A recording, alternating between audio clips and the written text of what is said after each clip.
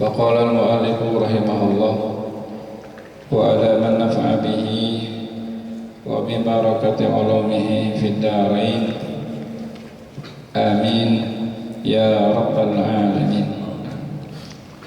Naam, halaman 18 ya. Naam la yadurru fil muhdithi infisalul ma'i minal kaffi ila sa'idi wala fil junubi infisaluhu minar ramsi ila nahwi sadri mimma yaglibu fihi taqalufu ila akhirih. Na'am, iya, la yadurru, tidak mudarat, tidak kenapa-kenapa, enggak ada masalah fil muhdith, pada orang yang punya hadas kecil, tidak kenapa-kenapa infisalul ma'i, terpisahnya air, minal kaffi, dari telapak tangan, ila sa'idi, kepada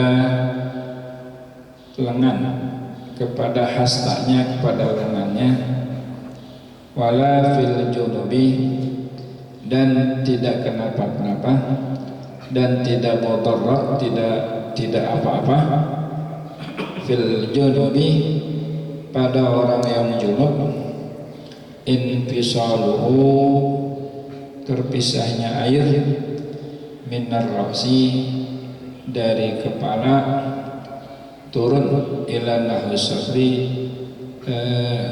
umpama turun ke dada, mimma yaglibu, dari tempat yang kaprah, yang biasa, fihi, padanya, at-taqalubu,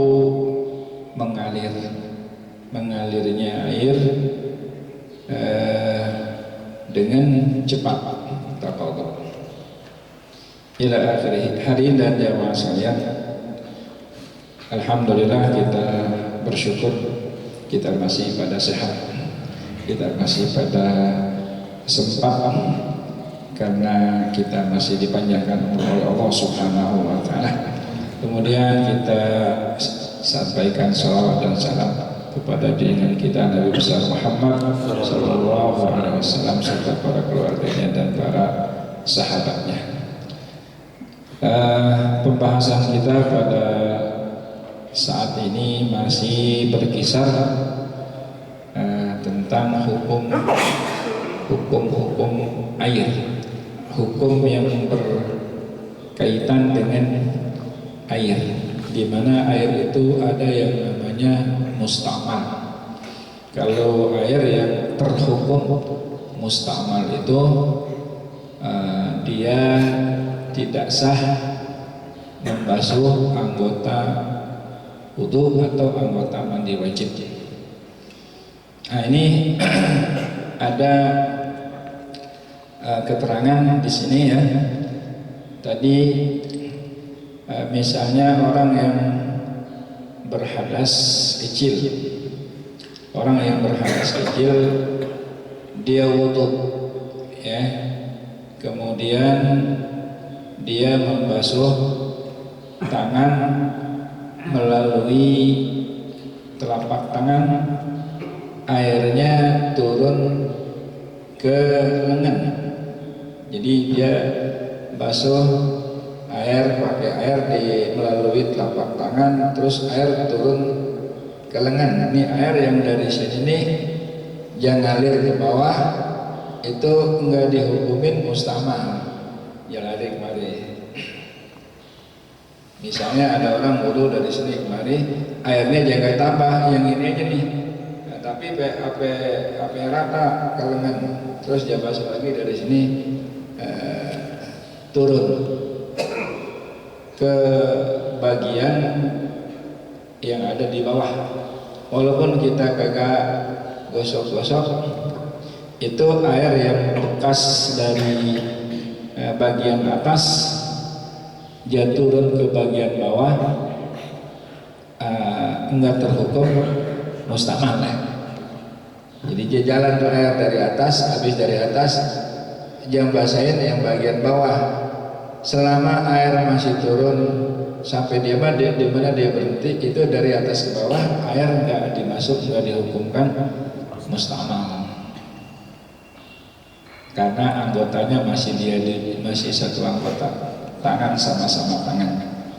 Tapi kalau dia terpisah mengenai bagian badannya kita, bagian badan yang lain, maka untuk badan yang lain, bagian yang lain terhukumkan mustamal.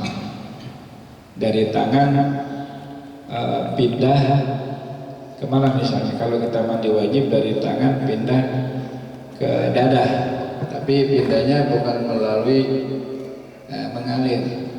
Dari sini air muncrat mari. Nah ini yang muncratannya hukumnya mustamal. Bisa dipahami kira-kira nih. Jadi air di sini nih dari telapak tangan turun ke lengan, itu air yang bekas mengenai anggota yang di atas, itu air tetap enggak terhukum mustamal selama dia turun sampai dia habis turunnya ya. Itu kan air, sifatnya air kan dari atas ke bawah turun dia. Ini air yang turun dari atas ke bawah, ini hukumnya tetap suci menyucikan, tidak terhukum mustamal. Jadi sekali lagi, la yadurru, tidak apa-apa fil muhdisi pada orang yang punya hadas kecil, inbisul ma'i minal kab ila sa'idi, berpisahnya air dari telapak tangan kepada hastanya atau kepada lengannya. Dan demikian pula wala fil junubi, dan tidak mutorok, tidak kenapa-kenapa pada orang yang junub, orang yang lagi mandi hadas, air infisal, terpisahnya air minal ra'si, dari kepala, ila nahwi sadri, kepada umpama dadah. Dari pala air sisanya turun ke dadah misalnya. Ini yang membasuh dadah, air yang membasuh dadah hukumnya tetap suci menyucikan, tidak terhukum mustamal. Mimma yang libu fihi taqadhub, ini kalau di tempat yang kaprah atau yang biasa, fihi taqadhub, padanya mengalir, turun, air turun. Jadi air turun dari atas ke bawah ya. Kalau wudu ini dari tangan, dari telapak tangan ke lengan, dari telapak tangan turun ke lengan, itu airnya nggak mustamal. Kalau kita mandi wajib, kan kalau mandi wajib anggota mandi wajib seluruh badan ya, dari ujung rambut ke ujung kaki. Tapi kalau anggota wudu, ada berapa anggota wudu jamaah? 4. 1 muka ya, 2 tangan, 3 kepala, 4 kaki. Cuma 4. Tapi kalau anggota mandi wajib seluruh badan kita, termasuk anggota yang harus dibasuh. Jadi kalau misalnya wudu, air pindah dari tangan ke kaki itu mustamal. Air pindah dari muka ke tangan itu mustamal. Tapi kalau dia pindah dari tangan ke tangan juga, selama air itu masih jalan, nah itu tidak ada hukum mustamal. Kita basuh muka nih, udah 3 kali basuh, terus ada air yang lebih dari muka pindah ke tangan. Ini karena anggotanya beda, maka air yang pindah dari muka ke tangan hukumnya apa dah? kagak kaci basahnya tangan, bekas basuh muka kagak kaci, jadi harus dibasuh lagi. Tapi pindahnya air dari telapak tangan ke lengan karena anggotanya masih sama, itu nggak ada hukum mustama. Bisa dipahami ya? Kalau mandi wajib kan semua badan kita satu anggota. Jadi dari muka turun ke dada, air kita lagi mandi wajib nih, misalnya airnya pas-pasan dari muka, lebihnya turun ke dada. Karena antara muka sama dada masih satu anggota mandi wajib, maka tidak terhukum mustama. Jadi boleh aja air kita mandi nih pas-pasan airnya dari muka, lebih airnya turun ke dada. Sebatas mana dada kita yang udah basah nggak usah dibasuh lagi, yang dibasuh yang belum basah itu secara hukum sah. Jadi perpindahan air dari anggota ke anggota masih satu anggota ya, dari satu anggota ke anggota yang satu, kalau dari atas ke bawah, kalau misalnya masih satu anggota itu tidak ada hukum mustama. Tapi kita kalau yang namanya kita mandi wudu umumnya airnya banyak ya. Kalau kita wudu airnya segini nih, kita bisa nggak air segini buat wudu? Segini cukup nggak wudu? Nah, kalau kita nggak bisa. Orang yang bisa ya sah wudu dengan air satu cangkir ini, karena dia basuh kepalanya dari sini, air dia turunin kemari boleh. Jadi kan irit, atau kita pakai semprotan, stres. Selama air masih satu anggota dia turun, itu nggak ada hukum mustahmal. Terus tangan kita semprot, stres-stresnya dari atas dia turun ke bawah. Kalau dia membasahi sampai rata, nggak usah disemprot lagi, udah sah. Nah, tes, ini juga sama.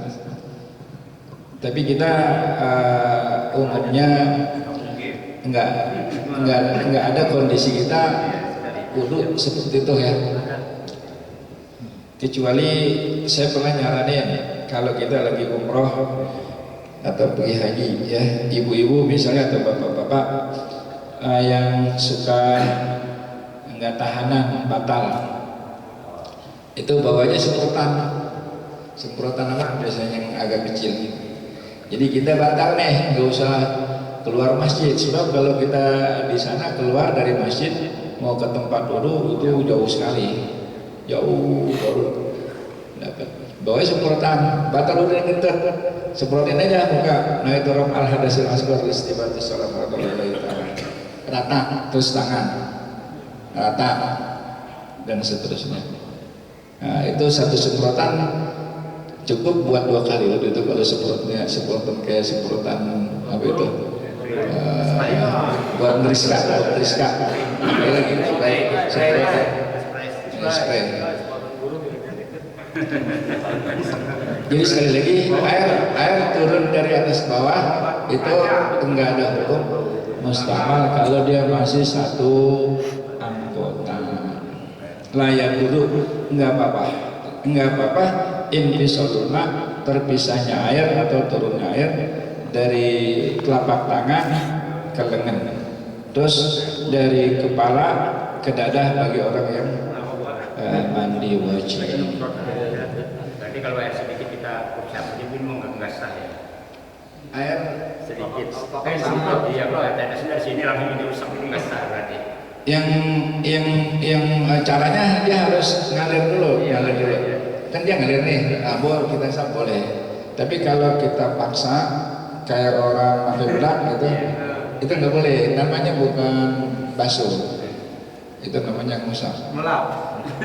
Ngelap, ngepel, itu nggak jadi. Makanya kalau ada najis di ubin dengan cara dipel, dilap, itu belum sah. Kalau belum dibalesin pakai diguyur. Kalau najis, tapi kalau debu mang. Kalau debu kan beda najis. Kalau debu dipel nggak apa-apa. Tapi kalau ada tai ayam najis, dihilangin dulu tai ayamnya, digosok, dilap sampai benar-benar bersih. Itu kan udah bersih ya, tapi secara hukum fikih belum sah. Kalau belum diguyur, kita guyur aja pakai air dikit, kira-kira mengenai bagian yang tadi kena najis. Kita kita tuangin ya, kira-kira radiusnya 10 cm, udah sah lah dia. Tapi kalau kita belum basuh, itu hukumnya masih najis hukmiyah. Ya, setelah iya, kalau ada najis enggak, kalau nggak ada najis maka apa-apa. Kalau kotornya nggak apa-apa dipel. Tapi kalau ada tai ayam, sebelum kita pel, tai ayamnya dibuang dulu sampai kita yakin ubin itu kita jilat pun kita berani. Tapi itu hukumnya masih sama, masih najis hukmiyah kalau belum disiram.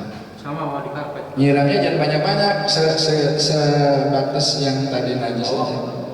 Nah, udah disiram ya kita pel lagi nggak apa-apa. Namanya udah memenuhi hukum kaifiyah. Sama di karpet. Misalnya karpet ada tai ayam ya. Kencingin. Karpet ada ayam.